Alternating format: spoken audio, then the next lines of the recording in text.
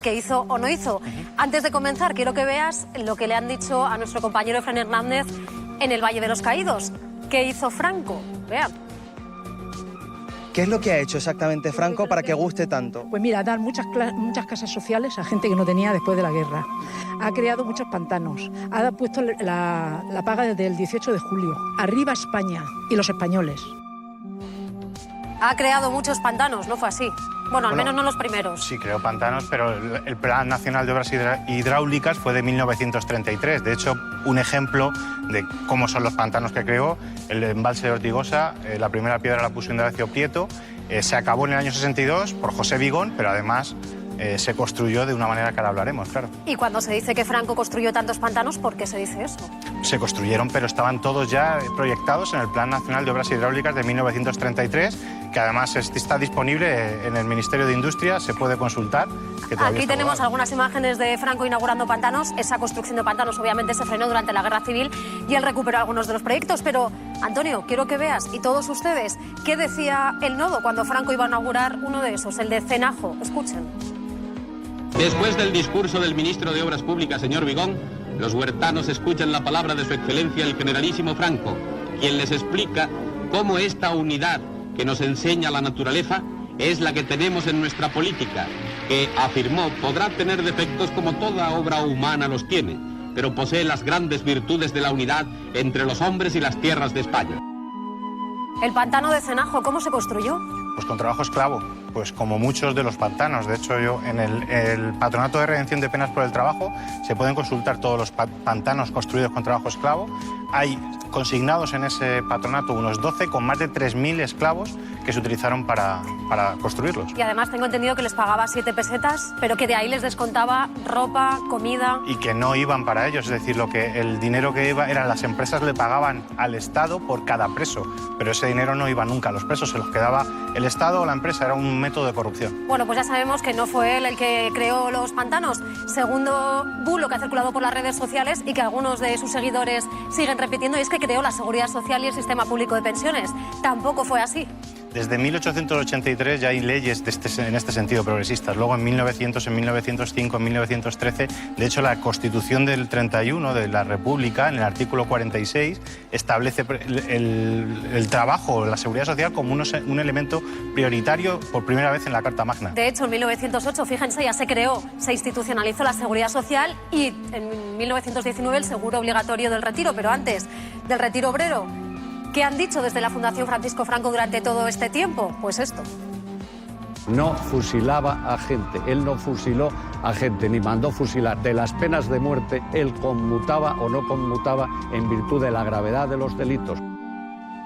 Eso decía, y luego añadía que él había inventado la Seguridad Social. Sí, como hemos dicho, es decir, durante muchísimo tiempo, desde los años 1900 a 1930 hubo un montón de medidas que tenían como objetivo garantizar la seguridad de los trabajadores, no porque quisiera tampoco fueron progresistas, sino porque a partir de 1917 la Revolución Rusa provocó que quizá por miedo se empezaran a dar medidas de protección a los trabajadores por la pujanza del movimiento obrero. Tercer bulo difundido estos días, que Franco creó las vacaciones pagadas. Tampoco es así. Bueno, esto es tan sencillo como ir al BOE e ir a la Ley de Contratos del Trabajo del año 1931, la Gaceta de Madrid número 326, 22 de noviembre de 1931, artículo 56 de la ley.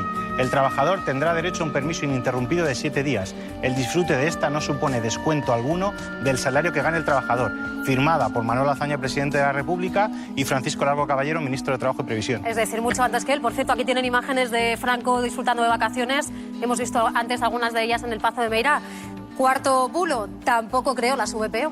Tampoco. Hay una ley de 1911 que se llama Ley de Casas Baratas, una segunda ley de casas baratas de 1921.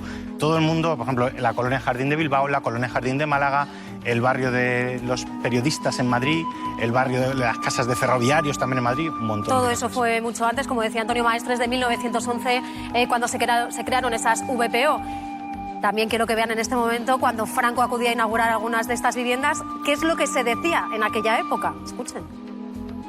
El Instituto Social de la Marina ha construido un grupo de viviendas para pescadores en San Pedro de Visma, barriada coruñesa donde hasta ahora habitaban en casas insalubres los pescadores de bajura. Su Excelencia el Jefe del Estado llega para presidir el acto inaugural.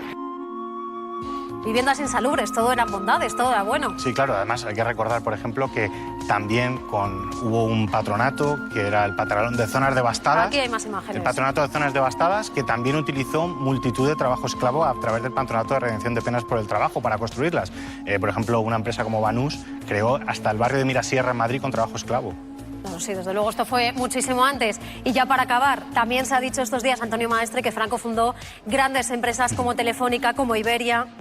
Telefónica en los años 20 fue creada por Sostens Bent, que era un coronel americano que a través de la ITT consiguió la concesión por Miguel Primo de Rivera y que en el año 45 el Estado franquista compró con dinero del banquero Juan March porque no siquiera tenía dinero para pagársela.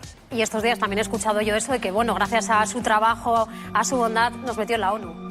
Bueno, la ONU, se ha escuchado es que, mucho, sí, la ONU. En el 1946 la resolución número 4 condenó al franquismo. De hecho, hasta el año 50, que empezaron las negociaciones con Estados Unidos a raíz de la Guerra Fría, que acabó con los pactos de Madrid en el año 53, que Estados Unidos lo que quería era establecer las bases de Morón, de Rota, de Torrejón, y a partir del 53, ya del 55, sí entró en la ONU. Pero fue por la presión de Estados Unidos. Por la presión de Estados Unidos, es porque quería que España fuera un enclave importante, estratégico contra el comunismo. Bueno, pues hemos desmontado algunas de esas cosas que comentó Álvaro Pla en las redes sociales. Por cierto, que se me ha pasado antes cuando hablábamos de los pantanos, y el otro día estábamos buscando información, leí un artículo en el que un periodista decía: bebemos gracias a Franco.